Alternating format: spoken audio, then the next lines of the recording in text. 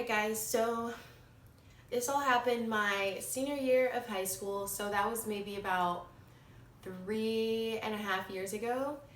Um, so yeah, we all had like maybe 2 weeks left to graduate, and my best friend had asked me like, hey Chevy, do you want to go to a party this weekend? So and so is having a birthday party and it's gonna be lit. And I was like, okay, like, sure, I'm down. So me in high school, I was not into like the party scene. I didn't really do a lot of fun things, and really all I did was like focus on my studies and whatever was gonna help me go to college. So that's really all I did. So I didn't really have a lot of fun in high school. So I was just like, okay, yeah, like I'm down. It's a perfect time. 2 weeks before I graduate, I might as well. So me and my best friend went to the party, and when we got there, there was just like, there was a bunch of people that I knew, which was awesome, and there was nobody I didn't know, which was even better. So it was like a really close-knit party. Everybody knew everybody. Like, we're all in the same friend groups, all of that. So it was pretty awesome. So we all, like, were taking shots and dancing and having fun, and yeah. So fast forward into the end of the night. It was maybe about like 1 or 2 a.m. At this point, drunk Chevy is like, okay, I need to go to bed. So obviously we weren't gonna drive because we're teenagers, underage, drinking, not gonna drive. So we all slept at, let's call him something, Brick. We all we all slept at Brick's house. He had multiple rooms, so we were all cool. So at 1 a.m. I was like, okay, it's my time. I've drank so much, like I'm about to pass out. And I was to the point where I was like almost blacked out drunk, almost. So I went into a room, one of the bedrooms that were in the apartment, and there were 2 beds in there. One of them was an air mattress that was on this side, and then one of them was just a regular mattress, like on the floor. So I went in there and I went to bed, like on the air mattress, and so I knocked out for I don't know how long, but it really wasn't that long, because when I woke up, I was like, I was literally so gone.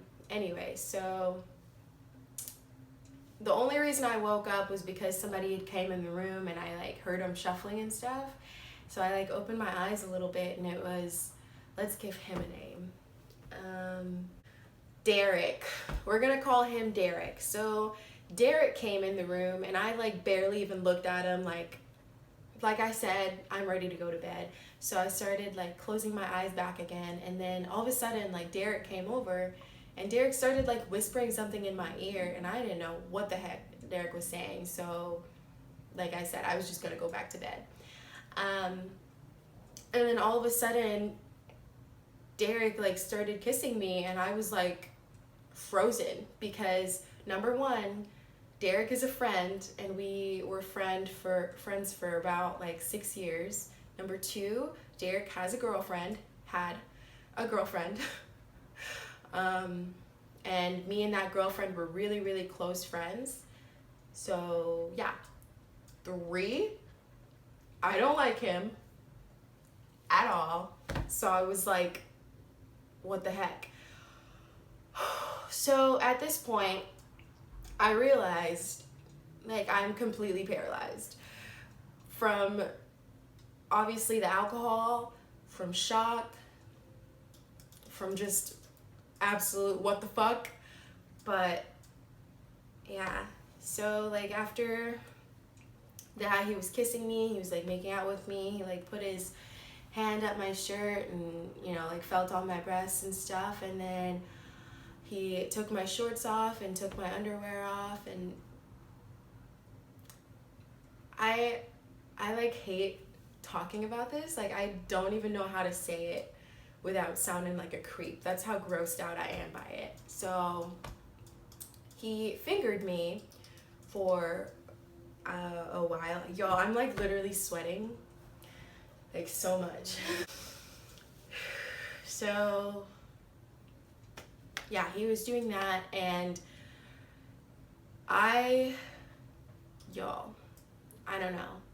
In my head, I was just bewildered. Like, my breath was taken away. I was in shock. Like, everything was going on in my head, and I just did not know how to let it out. Like I said, my body was like paralyzed.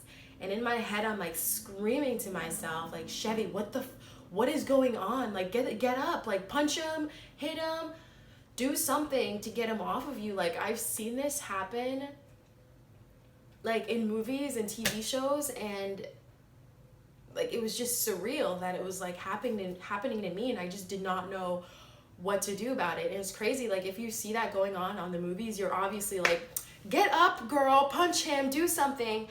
But in that moment, I was frozen. And that was,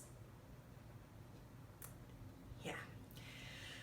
So after that, I don't know what it was that made me snap out of it, I guess, but like, I screamed. And I yelled for one of my guy friends that were there. And this guy friend is amazing. Like, we have been friends for so long. He's awesome. So anyway, I screamed his name, like, really, really loud as I can possibly scream his name. We're gonna say his name is Mario. That's what we're gonna call him. And so as soon as I screamed Mario's name, Derek ran out. Like, he yanked his fingers out of me and like tore off running, and I don't know where he ran to. And so I called Mario's name again, and then he like ran in and was like, what the heck, what's going on? And then he like turned the lights on, and then saw me like without my shirt on and with my pants and my underwear pulled down, and he was like, oh my God, Chevy, what the heck is going on? Like, he had his eyes, and he was like, hold on, we're gonna call this person Sally. So he was like, okay, hold on, I'm gonna go get Sally. So Sally came in, and Sally was like, oh my God, Chevy, what's going on? And like, she helped me get dressed, and I told her like everything that happened and all that stuff. So long story short, what happened for the rest of the night is like, pretty much everybody else that was left at the party that spent the night, we literally spent an hour just screaming at, what's his name? Derek. And I really didn't say anything because I was still drunk, and honestly, I just could not believe what had just happened. So I really didn't say anything, but everybody else in the room was just like ganging up on him. And then he was like, she's lying. Why would I do that? I have no reason to do that. I have a girlfriend, blah, blah, blah. So yeah, basically that's pretty much what happened that night. So I know you're all probably wondering, like, why didn't you report it? Like, you could have done something about it. You could have went to the police. I wanted to. This was really stupid on my part, but I went to those girls again.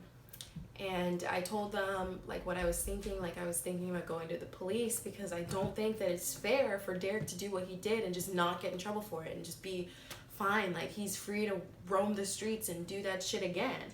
And I just didn't think that that was right. So I told them, like, I want to go to the police about it. And Derek's girlfriend was not having it. Like, she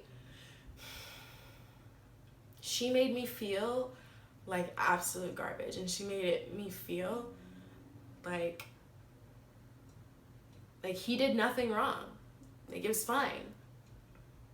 So yeah, keep in mind, like, this is a girl that we were really, really close, and after everything that happened and everything that her boyfriend did to me, she basically like looked at it as a betrayal on my part, that I did something wrong to her.